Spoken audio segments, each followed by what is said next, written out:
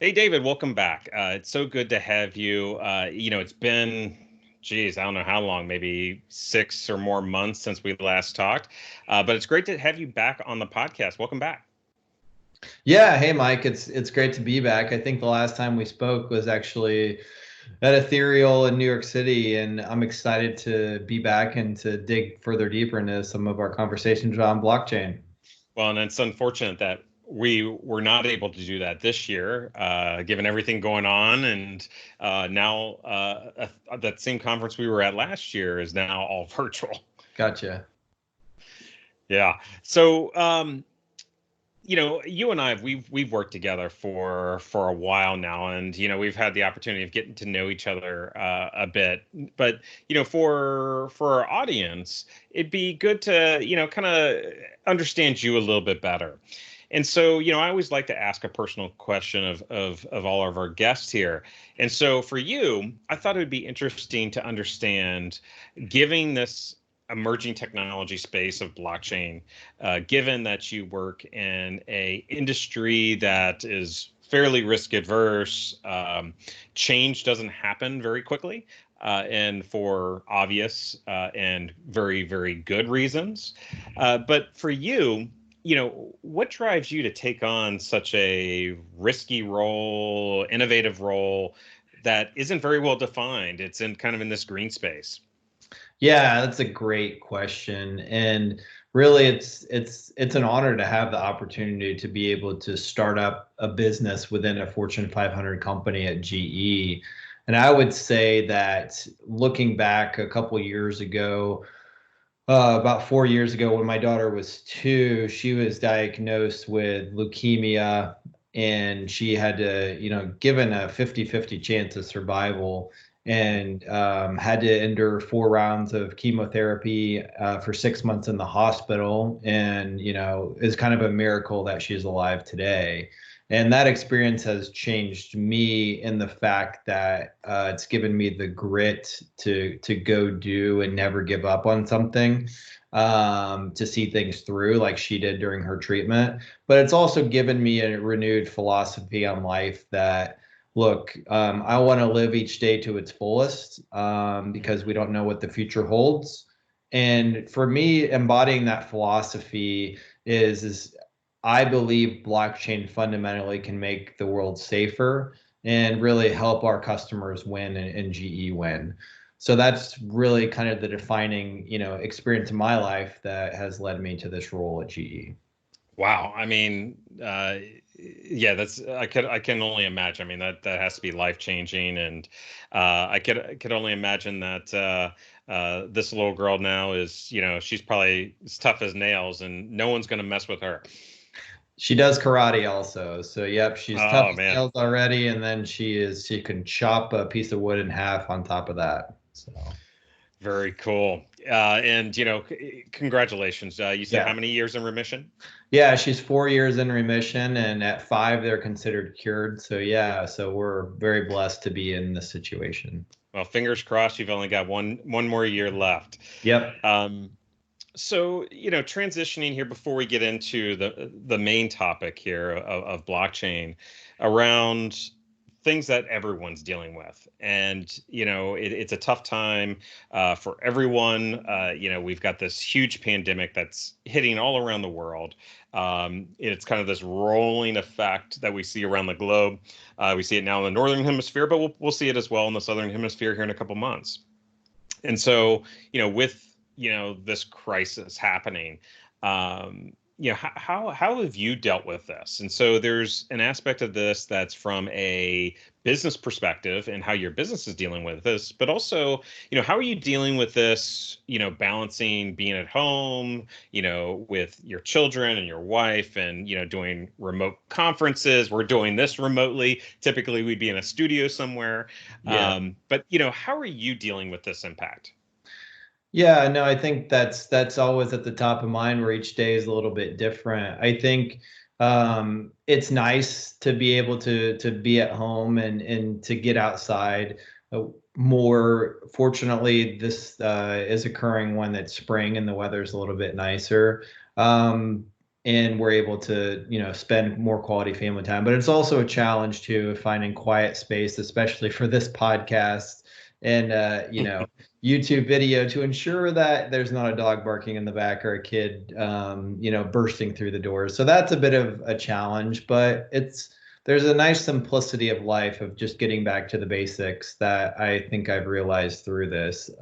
The other piece is that when my daughter was in the hospital, one of the things I tried to embody that was really difficult, because it's rush, rush, rush all the time, but I had to take things a day at a time. And that's what I'm trying to do in this type of situation. We don't know when life will return back to normal, when we can fly, when we can go out to restaurants, when we can see loved ones. So the best thing you can do is that we try to embody as a family is, hey, let's just take it a day at a time. And then when tomorrow comes, we'll figure it out. So that's what we're doing. Nice. And, that's, a fantastic advice for anybody is, definitely take advantage of the time that we do have with our families, try to balance out work and life because, it is stressful. There's, it's an adjustment for everyone. Like you, I've got, 3 kids at home. We're, not only professional working parents, but also we are homeschool teachers as well. Yeah. And so it can be taxing and draining, but also at the same time, it's a bit of an opportunity. Yeah. Now, from a business perspective, your world in aviation, it's a bit of a mess, right? Yeah. What's going on there? Yeah, I mean, this has been really a sledgehammer to our industry that's really brought it to a screeching halt. And you look at some of the statistics where our experts are saying that the impact of this pandemic is going to be worse than 9/11. And you're already seeing a lot of that ripple through the customer base that we work with every day. 15,000 aircraft have been put in storage. 30,000 or 30% of anticipated new aircraft and new engine deliveries are just, going to be impacted or have been canceled in this year and next year. And then there's been over 100,000, layoffs in the industry or furloughs. It's really, like I said, been very abrupt and kind of very severe impacts on our industry.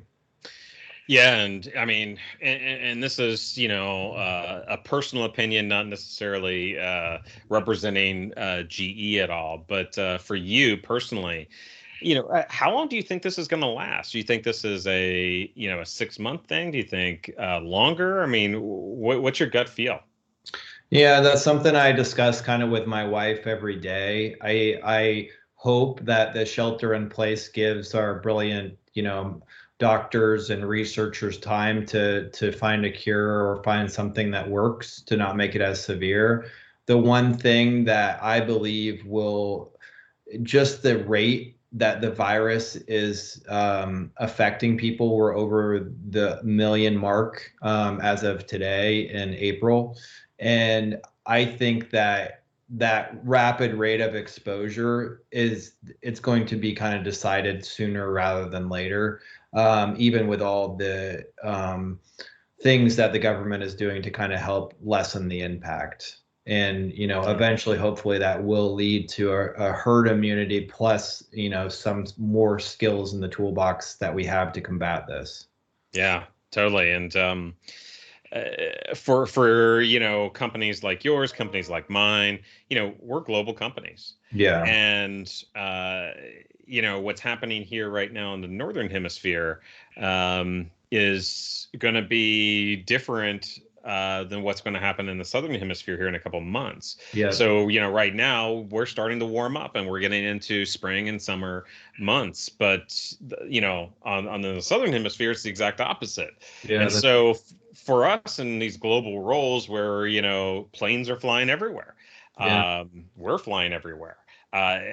It concerns me a little bit on what these long-term effects are going to be and how we deal with all this. So it'd be interesting as we go forward to continuously track what all this is going to mean to us and from a remote work perspective and our business continuity plans and all that great stuff. Yeah, absolutely.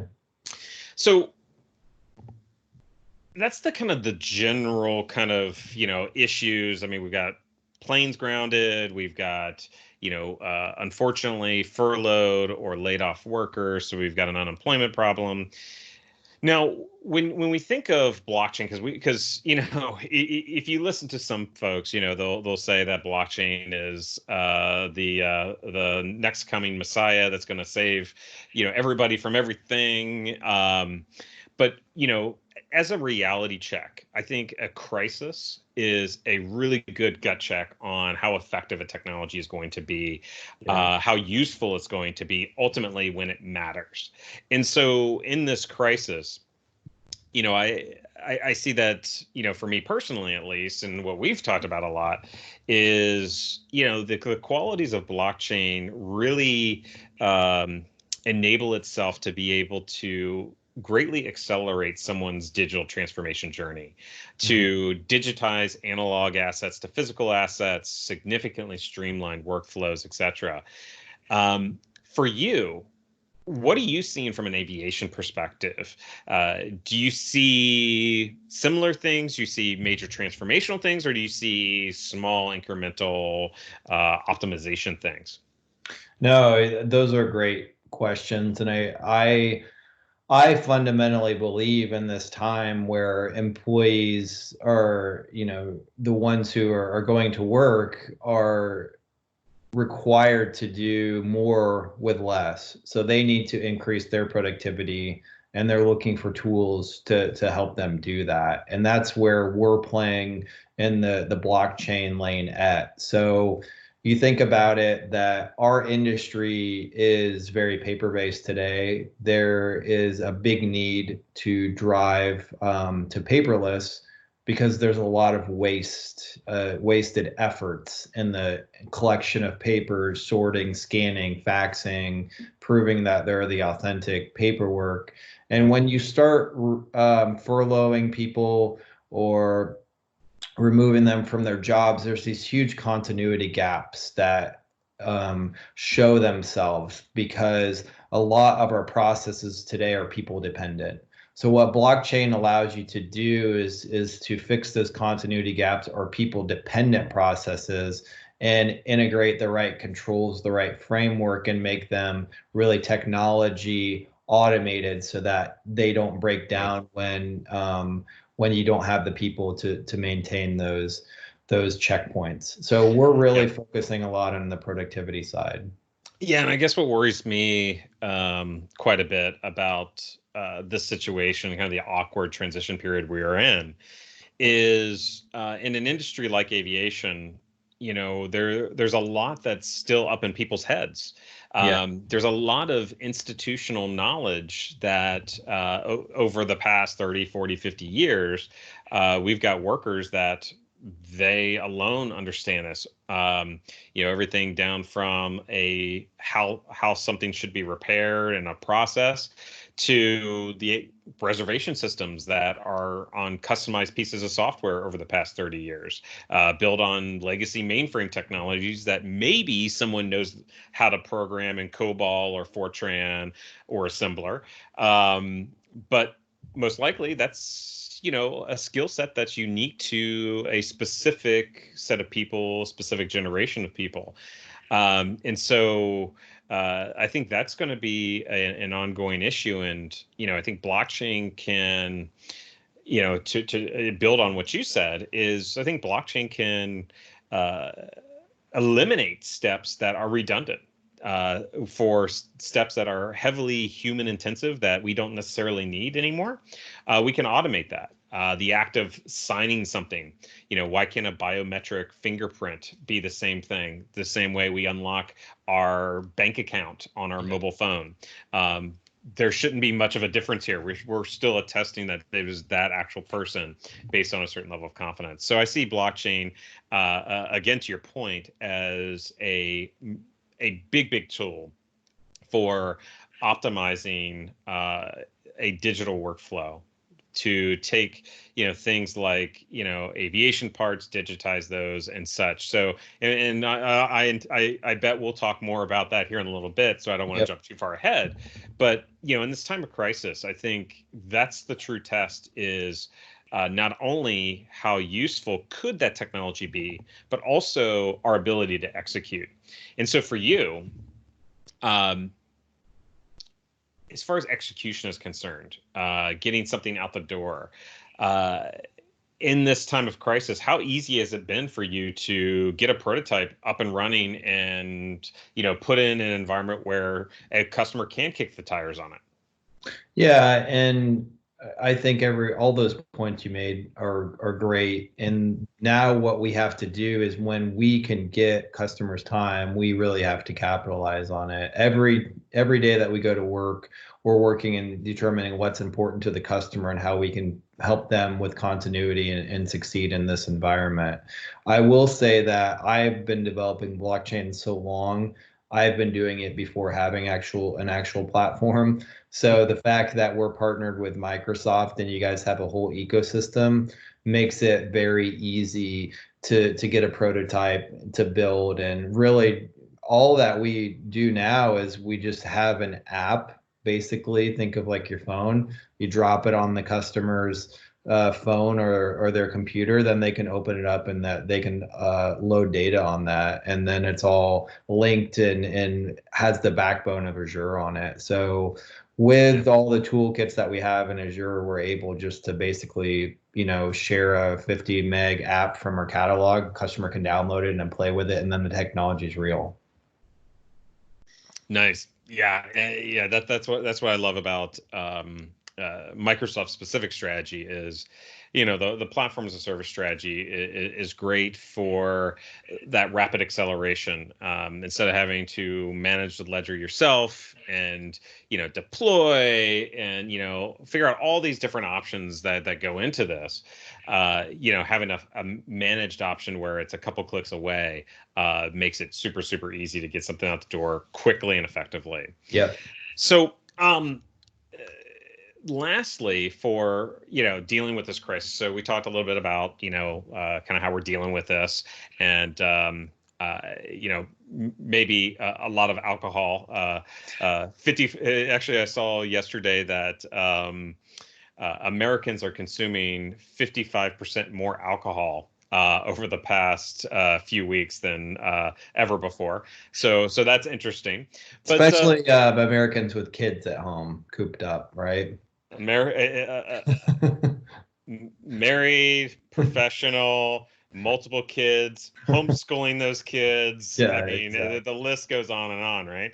And as we talked about earlier, we're in the spring season. So now, if you're in a place like David and I, we're in the Midwest, now you've got things like tornadoes to worry about as well. Right. So, as if there wasn't enough going on. But with for all those problems aside, what would you recommend to people in this crisis? So this could be a wide variety of things, but what would be some of the top things top of mind for you? As far as personal or work wise? Either. Yeah, I mean, a couple of things is that one of the things I do is I'm thankful to have a job that to come into each day. So, and with that, I just try to be as kind to everyone that I can be and anyone I interact with at work and outside of work. Everyone in the world is impacted in some way by this pandemic, whether it's economically or whether it's they know someone in their family dealing with the health ramifications. I think now is the time to just be kind to people, to give people the benefit of the doubt, and to do anything you can to lift someone else up. So that's one thing I would say that I try to embody. And then coming to work every day, I just work my tail off, and I'm thankful that to be part of the General Electric company. Yeah, I think those are a good piece of advice. Both those pieces. To echo that, I think the big thing for me is the whole notion of mindfulness. Yeah. And whether you subscribe to that approach in a more systematic way of meditation and such, Yeah. which I think can be very beneficial, which I've done a poor job of doing. Yeah. I will admit. But just being present and Yeah. understanding, what are you grateful for? Because there's a lot to be grateful for. Correct. Yeah. Even in this, this messed up situation that we're in, there's still a lot to be thankful for. Both, it could be something professionally, it could be the health of your family, where you live, and the circumstances that you are lucky to have. Just making sure that every day you remind yourself of that can be wildly helpful to kind of keep yourself sane. Yeah. Um, I but actually have a theory, Mike, that we can test, but I think overall, we as a society will be healthier after this break if you use kind of the right tools, mindfulness, like you mentioned, just kind of, forcing everyone to disconnect, as well as, you can't really do anything but go outside. So forcing us to reconnect with nature. And certainly there's a big carbon footprint reduction of the lack of transportation that's happening now as well too. So I think that longer term that this will pay, dividends on folks' health. I'm hopeful of that anyway. And let's face it, if you are feeling better about yourself, you're less stressed out, you're Yeah. less anxious, you're going to perform better at work. You're going to be able to Correct. concentrate on what matters most. You're going to be great to work with. All these things, these benefits start to roll in. And Yeah. so, some of the techniques that I've employed are, one thing that you'd mentioned, is go out and take a walk a couple times a Yeah. day. Have a Yeah. meeting while you're walking. Exactly. Um, this was a famous technique that Steve Jobs used to do with his leadership team. Is he'd go on, he'd have a meeting, and the meeting would be to go on the trail and walk and talk. Yeah. Uh, Very therapeutic. And Yeah. if you have an opportunity where is a wooded area and trails and all that great stuff, it's a great thing to do. And even the Japanese, I forget what the word is, but there is a whole approach to getting into nature and decompressing, and it's a whole kind of therapeutic process culturally in Japan. But Yeah. also, removing the noise and the negativity from your life, I think, is important as well. And that, turning off social media. I've got nothing specifically wrong with social media, but, taking a break, I think, is healthy. Personally, I go through spurts where I delete Facebook. Yeah. And I'll just delete it off my phone. And that way I'm not looking at it. Maybe look at it maybe once a week on my computer, but it's widely beneficial to remove that toxicity from your life. Yeah. Cool. All right. So that's the crisis, and hopefully everyone's being safe and healthy. Uh, Now, for our journey with blockchain, the GE Aviation Digital and Microsoft partnership, we talked a little bit about this on the podcast earlier in the year. Obviously, we were just kicking things off. We were incubating this. And we're trying, we have this ambitious goal of building this broad ecosystem for everyone in the aviation industry.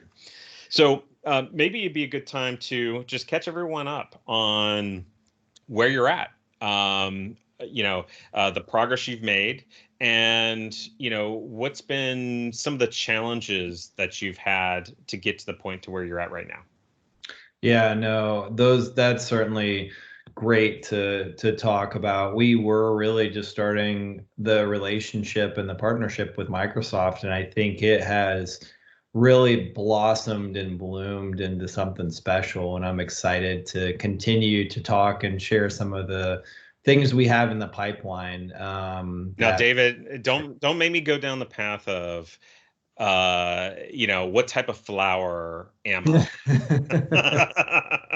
I'm sorry, go ahead. It is spring though, so yeah, with that in mind. But the Microsoft partnership has been very special because, as I alluded before, I've tried to develop without a platform, and it's just the major problem is is then I'm trying to build things that I'm not good at, scaffolding and security and all of connecting an ecosystem. And it's taking me away from actually listening to and solving customer problems. And the fact that Microsoft has platform as a service, fully managed, ledgers, blockchain that we can integrate with the rest of our GE Aviation Digital Group's portfolio, that has really been a game changer. In addition, I will say that there's a lot of companies that I see with purpose statements, but Microsoft, from everyone I've interacted to across the entire organization, you guys truly embody, your motto of helping your customers succeed. And we've put a lot of sweat equity together, and it's been a lot of fun. So we are really GE and Microsoft standpoint, we're getting ready to launch formally 4 service offerings within blockchain, and getting ready to announce some really other exciting partnerships that are helping improve our products. And yeah, we're going all in. Yeah, yeah. We have connected you up with a few people within the company, and it's been great. And I think we've been able to stitch together in a very meaningful way key capabilities that we're going to need along this journey. And to add to where we're at with the journey is we established one of the most important things, which is the business model that we want to use to form this ecosystem. So understanding what that looks like, the economics around this ecosystem, the governance model. What does that look like? But also knowing that this won't be one physical blockchain infrastructure. It's going to be, multiple different types of chains supporting different types of business processes and being flexible and agile and nimble enough to be able to do that. And so, I'm going to let you talk more about that here in a little bit, but I think it's really important for people to understand that there's great technical capability a company like Microsoft can provide, but also the harder part that frankly, you and I have struggled with is making sure that everyone's on the same page from not only your company, but also all the other companies that you have to interact with to make this ecosystem viable. And understanding what is the business case, what is the ROI, how will people make money, how will people be more efficient, et cetera, using this technology. And it's not just blockchain. There's many other technologies that'll come into play here. And so along the lines of and we'll talk more about the tech stuff here in a few minutes. But from a business perspective, building that business model and the governance model, the economic model, all these aspects, we can't just go to our developers to say, "Hey, go code us this or that." But we need, more of these business-centric roles to be participants in what we're talking about. And so sometimes it can be a struggle to get these folks in a room, either all together or to agree on certain decisions. So for you, how did you overcome some of those barriers? No, that's a really great question, and I get that a lot. And I actually think one of the biggest barriers that blockchain has faced is it was technology driven. And it was more of a field of dreams approach of if you build it, they will come. And that really doesn't translate well to success in a business or corporate environment. So there's not a really easy answer to this, but I'll just kind of play it back of how I've been able to succeed to the point that we're at now of, getting more of a critical mass into product launch and being able to announce some customers upcoming. And it really comes down to the fact that I have a background in corporate finance and also computer science, and I've had to lean very deep within all of that to get to where we're at today. From a corporate finance standpoint, I got to be able to communicate in a language across all those business centric roles and take some of the difficult concepts and translate it to terminology people understand. And that's where ROI comes in. Those are the questions around what does this really cost? You know, when people see a new technology, they're terrified that it's going to be very super expensive and not have a payback. And then to your point, okay, I implement this, but what's the governance model? I've seen a lot of implementations be put together successfully, but without a governance model, they fall apart within a year. So those are the big pieces on that side, but you also then have to follow it up with having a wireframe or being able to quickly wireframe or stitch up a demo to show these people what your vision is. So I've utilized my computer science skills to pair with the ROI and business acumen and say, this is exactly what I'm talking about. You touch it, you feel it, and you tell me if this would solve a problem. And Yeah. so it's been a work in progress, a lot of trials and failures, but that's kind of got us to where we're at today. Nice. Now, a lot of this, and you and I have been through a few of these.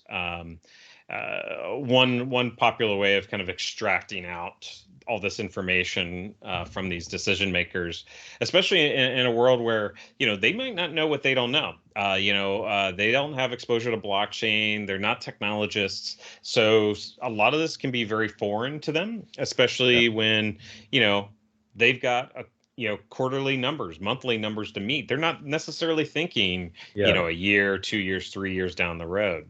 And so there were some lessons learned that I've gleaned from our experience conducting things like ideation workshops and business envisioning workshops. But for you, what has been some of the things that you've extracted out from those experiences in this, and bringing people together? Hey, we're going to talk about blockchain, but also we need to talk about broadly, what are we going to do with it and what the impact of the company is. Yeah, I mean, I think first and foremost, a lot of times just getting the framework down of mapping out the process and your strategy is really critical because we found in a lot of instances we have all these great ideas, but we need some time to kind of really collectively work through and process map things out. So having those ideation sessions and putting some lean value and Six Sigma process improvement skills helps us have the foundation to continue to build upon.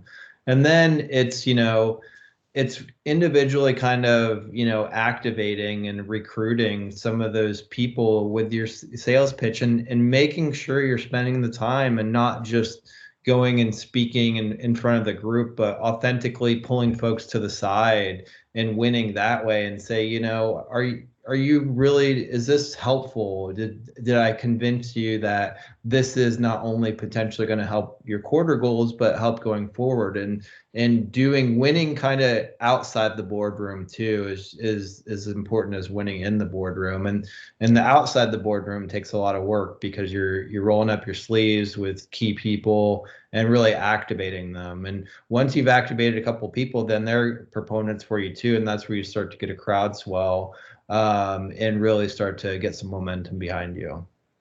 Yeah, I totally agree. And, oftentimes when you walk into one of these workshops, you're going to have people that are naysayers that don't fundamentally believe in necessarily the technology or what you're doing. And if you're lucky, at the end of that workshop, you get people that are not completely converted, but they're Yeah, converted enough to go, you know what?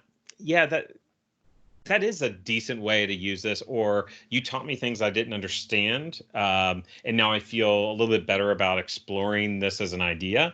yeah, And not from a GE perspective, but other workshops that I've ran, I've run into people that were very confrontational about, hey, this will not work, I believe what I believe. And then when we left that session, they were like, okay, I get it now. I don't know what I'm going to do with this, but now I'm willing to engage you and have that conversation. So I think that ties in really well with your analogy of outside of the boardroom conversations, and landing it there is yeah, critically important. So yeah, there's definitely a soft skill aspect to this. Um, so when we first talked, we talked about this as your initial part of your journey. And whenever we think about the blockchain journey, we think of it in typically four major steps. The envisioning piece, which is, hey, we got an idea of what this blockchain thing can do. Let's go build a prototype and let's test that out and, figure out what we're going to do with it. And that was at the tail end of that. We first got engaged, and you came to Redmond, and we built a prototype in a day, and it was all good. But after we kind of got the check mark of, okay, yeah, this is viable, we've legitimized the technology. Now it was really going into that formation period. And, when we talked at Ethereal, we talked a lot about our process for that formation period and everything that we're doing. So then that quickly moves into incubation, where, we're in alpha and beta type of stages where we've got a base thing out there. And we're rolling people on to continuously stress test that, yes, this is going to work. What changes do we need to make to the foundational architecture, et cetera.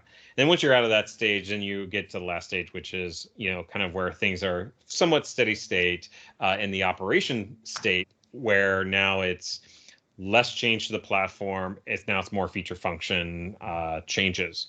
So from before to now, across that spectrum, where do you think we're at right now with our digital ecosystem?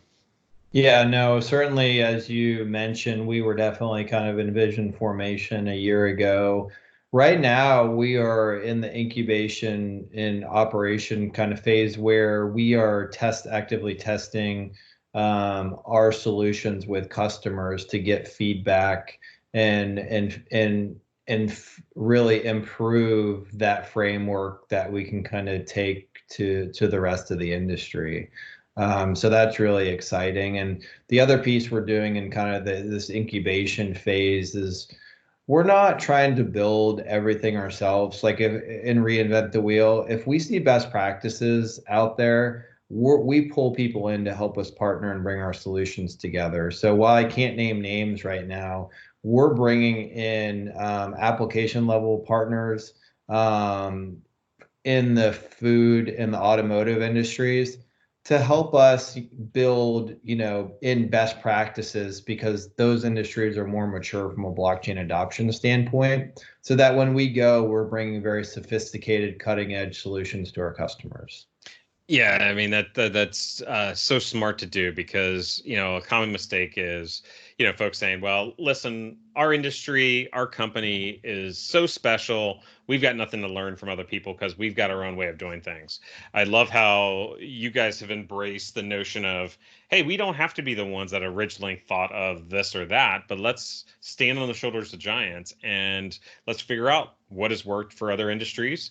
Let's see how that applies to us, and if we can reuse it, great. If we can't, well, it was a great opportunity to go and figure out how another industry does this. Yep, absolutely. And that's where it's been great with our partnership with Microsoft, because you guys have that extensive cross industry reach. And a lot of those partnerships that I've mentioned have been introduced, by the Microsoft team. So it's been phenomenal. Yeah, it's been good, and it's been a great collaboration. So let's talk specifically about the offerings. And so we're in the stage right now where you've got these controlled rollouts. You're working with aviation industry folks, from lessors to airlines to airframers to MROs to lots of different types of players, distributors, etc. And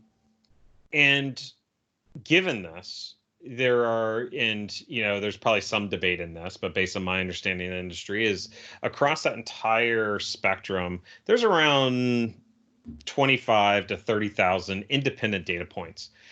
That's a big surface area to cover with blockchain, really with any technology. And so for you, what areas did you choose to start? Because you can't do them all. The big bang approach, we would be working on this till we're retired.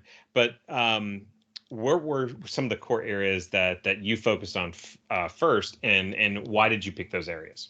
Yeah, no, we certainly are not trying to boil the ocean. We've chosen four different offerings that we're going to market with.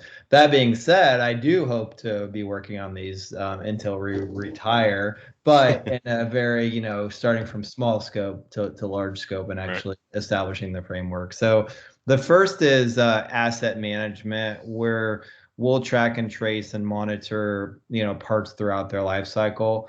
This is one we've spoken publicly about before, that in aviation, part documentation is very critical. If you're missing a piece of the documentation for that part of its history, it is deemed non-airworthy. And just with a lot of legacy human dependent processes on the data collection and paperwork side, there's a big industry issue here with tens of millions of dollars of parts that are orphaned because they're missing material. So that one economically we've been working on for a while because it makes sense. It's a customer need too. The other one is number two is the cash reconciliation, where there's a lot of back office work that goes in after a sale occurs and product is transferred of, a customer saying that, okay, we need to pay you X amount, and GE saying, yep, you owe us X amount.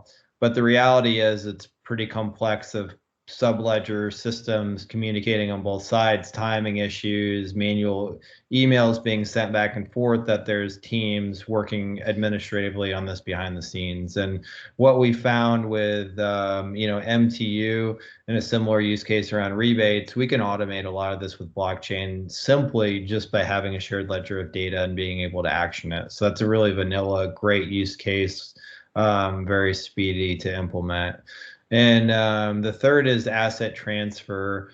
We talked before in the Channel 9 show that there's literally pallets of paper that go with kind of a leasehold transfer in the aviation industry. So having a solution out there that not only accounts for that archive of history to be able to digitize and certify it, but also to embed kind of new data going forward, we're really focusing on enabling our customers to do that.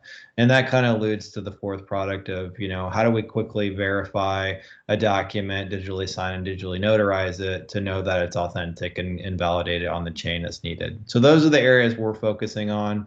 And it's really driven by what our customers are asking for, but we're starting really small within each of those to demonstrate value, ROI, and then we keep adding features. And the nice thing about blockchain is it's flexible, so you can add and reduce as required.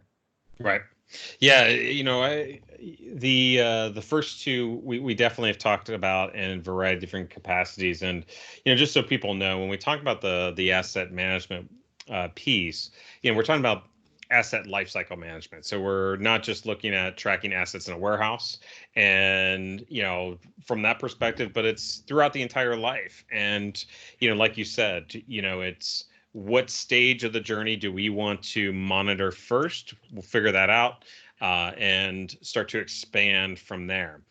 And I think that definitely helps when we think about this crisis. Why we're starting with these processes is one, with the asset lifecycle management. That's an urgent need. There's regulation that requires us to have this information in a reliable, trustworthy way, but also now is a great opportunity, as we've got all these planes grounded, to optimize these processes where you won't have disruption to your industry if you do these sorts of things now. So we have a big opportunity ahead of us. And the back end finance stuff, I think that's an interesting one as well, because it's like low hanging fruit. It's fairly low effort and to implement, and we are killing a bunch of kind of very mundane, human intensive data validation, reconciliation processes that frankly we just don't need, and it's Yeah, going to save us a ton of time and a ton of money. correct. Yep. Nice. So, while these offerings, have some similarities, they are still very different.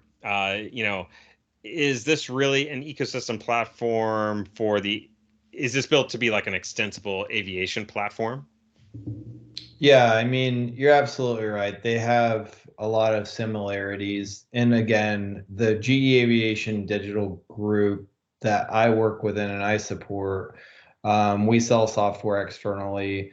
Often we will pilot and test this internally at GE and then roll it out to our customers. So we have, like I mentioned, the ecosystem of Azure enables us to put product offerings like these specific use cases of blockchain into an ecosystem that we can pair with data science that enables predictive maintenance. We're working on some things with HoloLens that I'm fascinated to research some blockchain capability around that. We have a lot of document management type of things that we do. We also have network operations. So the whole thing is just that we can kind of focus where we do and where our competitive advantages are to leverage our experience from deep domain experience from the aviation industry and put these blockchain offerings within Azure, complement our existing product offerings, and then it all works to give a great customer experience and set of options for them. Yeah, and what I'm hearing you say is that blockchain is a data-centric technology with a unique set of characteristics that help many downstream solutions. And so, if I've got a predictive analytics solution, I'm going to want trustworthy data to feed into that. Yeah. If I've got a AR, VR, or MR solution, I want to make sure that I can create a digital twin of an asset or Yeah, of a with process. with the authentic certified blueprints of that asset, right? The right Exactly. Right versions and the right rights to access those, Yeah. etc. And that's another great characteristic of blockchain. Or if it's just simple as mastering data Yeah. to support whether it be algorithmic or not.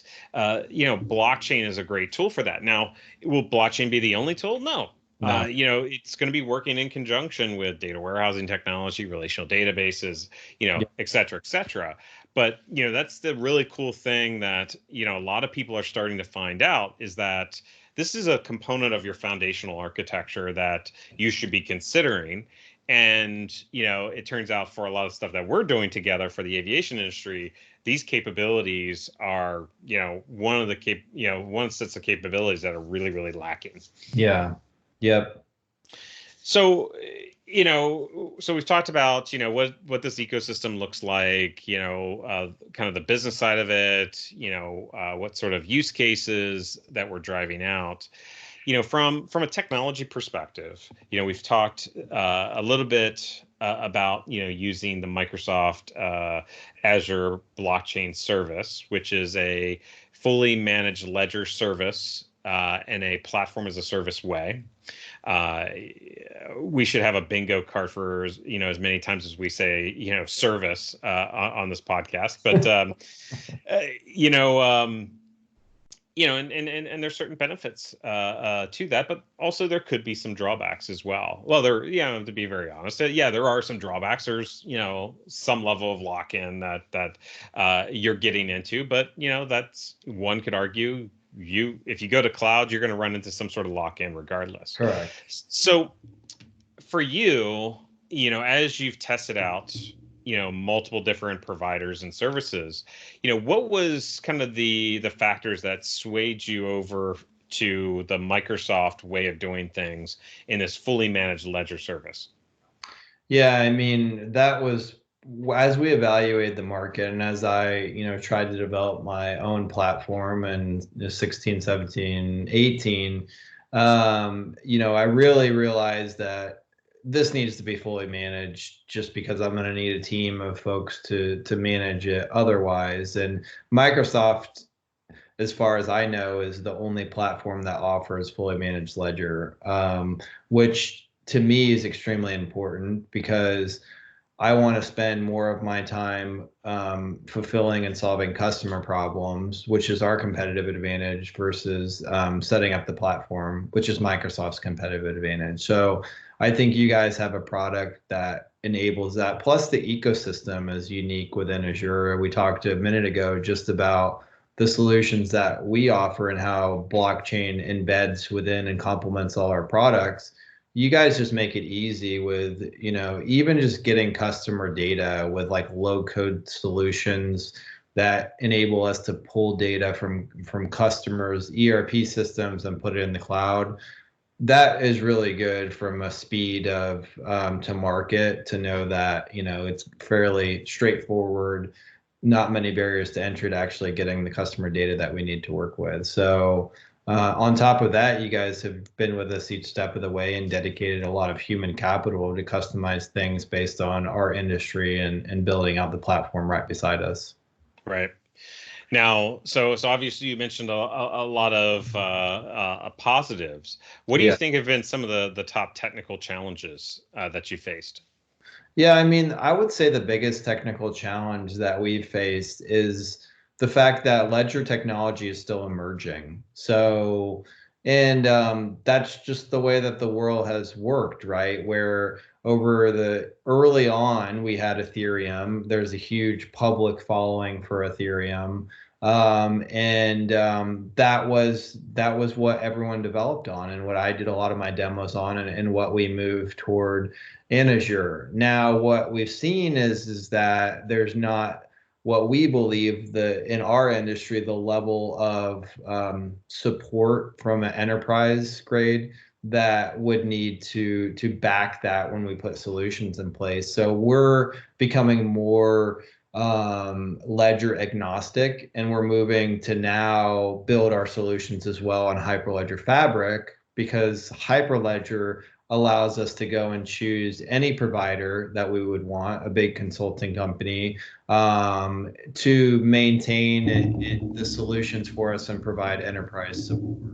So I think having ledgers be just emerging has been a challenge, and we've had to work with Microsoft to, help us not have too much of a setback, as we want to truly become ledger agnostic on our side. But Yeah. that's just the way the market is. Yeah, then that makes sense. I mean, when you think about some of these other ledger technologies, I mean, Hyperledger is open source. It's got a community behind it. It's popular in the supply chain industry.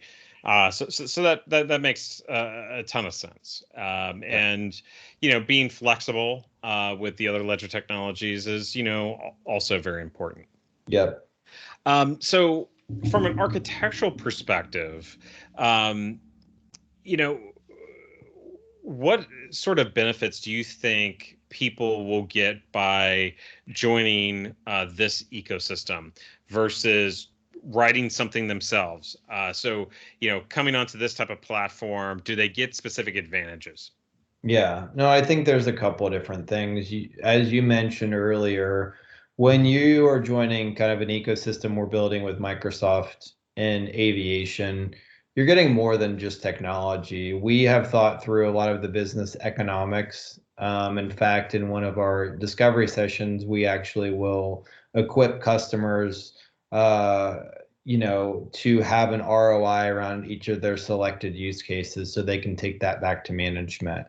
We've also thought and have a playbook around governance, because the technology is one piece, but if you haven't thought about governance, then the longevity of the solution will definitely be limited. So those two pieces of building a complete, ecosystem that is ingrained in business concepts, we've done, and we constantly talk about, and probably spend more of our time now that the technology is becoming a little bit firmer and more mainstream. But on the specific ecosystem on the technology side, some of the things you'll see that, like I said before, is low code logic apps. It's great to integrate to customers' ERP systems. We're using traditional databases like SQL to store that data from the ERP system onto the cloud. And Right. then, we use your fully managed nodes to pipe that data through blockchain logic. And then once it's done through blockchain, we then store it back in a traditional database. Once it's there, you can do so many different things with it. You have proof that you feel very comfortable and certified on your data standpoint, that it's stamped and ready to go from a master data standpoint. You can use Power BI. You can use Jupyter Notebooks from data science. You can use web apps so people can go in and build their creative ideas around the data. And you can build out your mobile apps too, so that people can see the data wherever they're traveling. Yeah. So, I mean, those are some very powerful capabilities and a real benefit to essentially building on top of not only the Microsoft platform, but also all the great things that you're layering on top of that to make it Yeah. applicable to aviation, safe and secure, all that great stuff. Um, Now, you've in that dialogue, you mentioned things other than blockchain. So, what technologies besides blockchain are you expecting to be used in this ecosystem? But also, of these technologies, what are you most excited about? Yeah, I would say the most thing I'm excited about is a partnership agreement. We're working on an offering that's in our pipeline, and it's around IoT. Where if you think about just the pairing of blockchain with IoT, you have IoT will allow you to determine kind of the location dimension, but it also really proves kind of authenticity around that asset. If you have a tag on an asset, or in a QR code, you can be fairly confident that, that part is that part, or that apple that you're buying at the store is indeed that apple that went through that journey. So you authenticate the asset. What blockchain allows you to do in our solutions is that we certify and we can authenticate the documentation. So now you're in a world, as we fast forward to the asset transfer use case, where you want to buy a plane, I want to sell a plane. We have the sensors on those planes so we can authenticate that that is the plane that matches the paperwork. And then we have all this digital record of the birth certificate of the plane, the maintenance records, all those are authenticated digitally wise. And I just think things are going to move so much better. Things are going to be safer. And that's really where I'm excited to see blockchain go over the coming years. Nice. Yeah. So, I mean, there's, whenever you build these types of ecosystems, oftentimes there's many different types of them out there.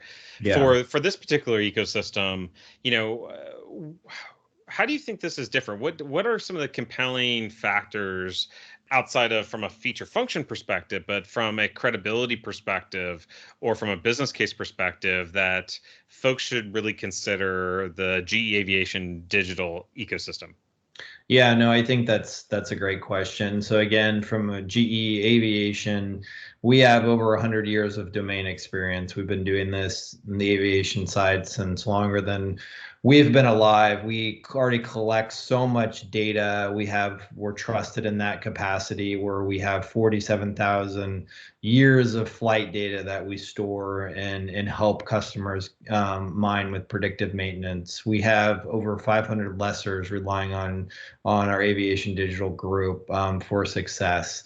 In addition, Forbes has recognized this as a top 50 blockchain company for this year. So we're getting some good credibility out there industry wise. And the other thing is we realize that we need diversity of thought. So we're bringing in partners, like I mentioned, from the automotive and the food industry to make our products better. We're not trying to be exclusive or build a kingdom. We just want to help our customers get better as fast as they possibly can. So with all of our industry experience and bringing really, the best talent that's available out there in other industries, we're excited to make this, an ecosystem that really helps our customers improve. Yeah, I mean that is the way that we say that these blockchain ecosystems should be built in a very collaborative way, a very open way, and it sounds like in aviation, you guys are definitely leading the charge there. And also, congratulations on, publicly being recognized by Forbes as a top 50 blockchain company as well. I mean, that's no small feat. Yeah. That's 50 out of lots and lots of other companies out there. Um, so as we start to wind down here and close out, um, folks are going to have tons of questions, and you know it would be great if they had a way to engage with you to either participate in these specific ecosystem activities, or just questions about your experience on this journey. Is there a preferred way that you would like folks to connect with you? Yeah, I use LinkedIn. I check it routinely every day, and that's where I'm looking to really connect. And I've had a lot of great connections with. I met the Truffle team, had an introduction there through all the great work that they're using to connect the UI layer to the blockchain layer. So yeah, reach out on LinkedIn, and I'll be happy to set up some time and just kind of see how we can collaborate and move forward. Perfect. Well, listen, David, thanks again so much for coming back on. I'm sure that people are really going to enjoy listening to this and hearing all your great insights. So thanks again for joining us. Yeah, no, thank you for the opportunity. All right. You have a good one. All right. All right, How do you how'd you think that feel it went? went? It was fun. Do you feel it went okay? How long did Yeah. we go for? About an hour? Yeah. Yeah, about an hour exact, right? Because there's 1:13 before. So it's perfect. Yeah. Yeah. Yeah. So I think, lots of elements. Let's just stop. No, you can't really stop recording. So yeah, I think lots of really good nuggets there that can be reused by sales teams, marketing teams. It provides a good primer on where things are at. Yeah. No, that makes sense. So Friday we'll work through, and it'll be a similar type of scenario where we'll have screens up, flip back and forth the demos and talk through stuff and try to do it in about an hour time. Yeah. Okay. Yeah, and for this one, you don't have to worry about video, so you can be wearing your PJs. Uh, Okay. but yeah. Okay. That's good to know. Yeah, I'm more worried about Eric just getting me the demos ready on time than anything. So you'll be able to share what your slide guys give before Friday, or at least a little bit before the meeting, right? So we can look through that. So I got an email back from the gal today. She said by 9 a.m. Pacific time tomorrow, she'll have the deck back. Okay. So, All right. Well, that's perfect. Well, if you want to even go through a dry run on the deck, and I can share you what demos I have tomorrow afternoon, it's pretty open for me. So, all right. Yeah, I'll put something on the calendar for us. okay. Yeah, because I'm literally free tomorrow from noon until 4. So whatever works. Okay. All right, man. Well, listen, I got to hop on to my next one, but I Yeah. think this is good. Do you Cool. think this is useful for your folks as well? Yeah, no, I think it's great. We've packed a lot of philosophy in there, and Scott's already pushing me to do a product launch, and I think having as much content out there is going to be very helpful. I think what they're going to want is me and you're going to have to figure out how can we point how do you almost create a table of contents for it, right? Where Mhm. they could say if they wanted to listen about this, they can click on that. I don't know how to do that, but it's like minute 23 is when we talk about products or whatever. So So I think could be used as a great kind of commentarial yeah, type of overview primer. But I think what yeah, we should do is we should think about a content strategy where we say, let's do a 5 minute, 10-minute video on onboarding. Let's do a 5, 10 yeah. minute video on this, that, I think etc. that's great. I love that. So I think that's good. That can, after we get through the video on Friday, then we move to that week after week and continue to build content out. I like that idea. All right, So, buddy. all right. Talk to you, man. All right. See ya. See Bye. ya.